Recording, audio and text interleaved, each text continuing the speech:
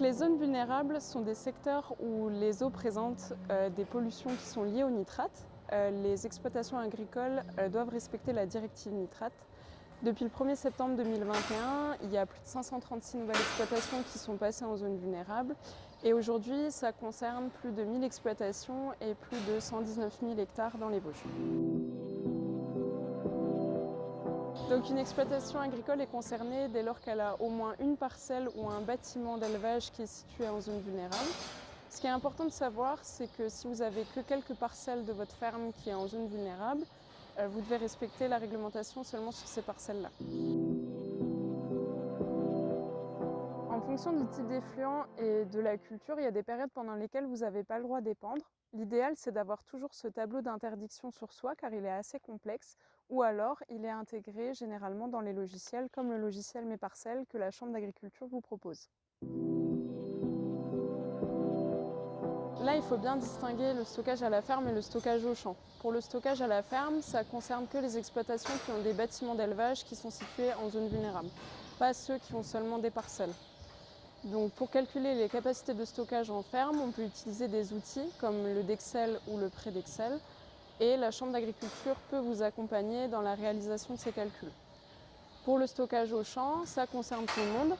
Là, il y a des modalités à respecter, donc notamment la durée du dépôt ou le type de fumier qui est stocké. C'est communément ce que l'on appelle le plan prévisionnel de fumure ou PPF et le cahier d'épandage. Tous les hivers avant le 15 avril, vous devez calculer la dose totale d'azote à apporter sur chacune de vos parcelles qui est située en zone vulnérable. Et avec ça, vous devez prévoir les fertilisations que vous comptez faire au printemps. L'objectif et donc l'obligation, c'est de respecter cette dose totale qui est prévue dans votre PPF.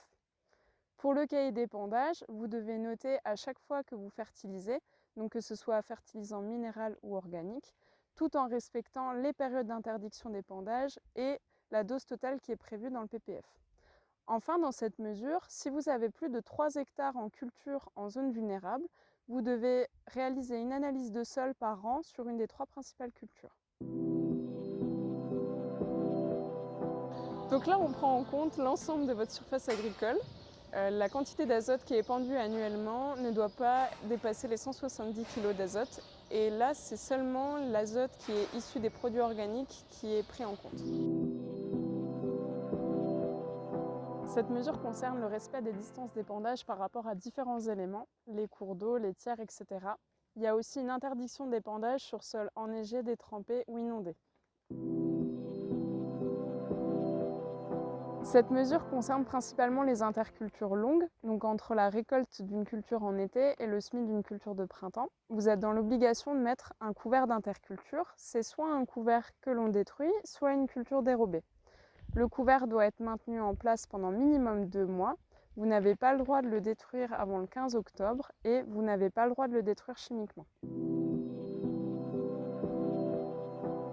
Les bandes enherbées permettent de limiter fortement la pollution qui est liée aux nitrates. C'est pour ça qu'il est obligatoire de laisser une bande de minimum 5 mètres de large le long des cours d'eau BCAE et des plans d'eau de 10 hectares. Attention aussi, en zone vulnérable, si vous souhaitez labourer une prairie permanente qui est le long d'un cours d'eau, vous devez laisser une bande enherbée de 10 mètres de large. Le logiciel Mes Parcelles, qui est proposé par la Chambre d'agriculture, vous permet d'enregistrer et de prévoir vos interventions tout en répondant à la réglementation. Vous pouvez par exemple saisir votre plan prévisionnel de fumure et votre cahier d'épandage, vérifier la cohérence entre les deux et éditer vos documents réglementaires en quelques clics. Cet outil est un véritable allié de votre exploitation. Il vous permet de répondre à les réglementations autant d'un point de vue zone vulnérable, mais aussi pour les traitements phytosanitaires ou encore pour la PAC. En 2022 et 2023, l'Agence de l'eau Rhin-Meuse souhaite accompagner les exploitations qui sont passées nouvellement en zone vulnérable. Si vous le souhaitez, vous pouvez nous contacter pour réaliser une étude qui est financée à 80%. Donc elle comprend un plan d'épandage, c'est le Dexel et la cartographie des zones épandables. Et elle comprend aussi un plan fourrager et des propositions d'optimisation technico-économique.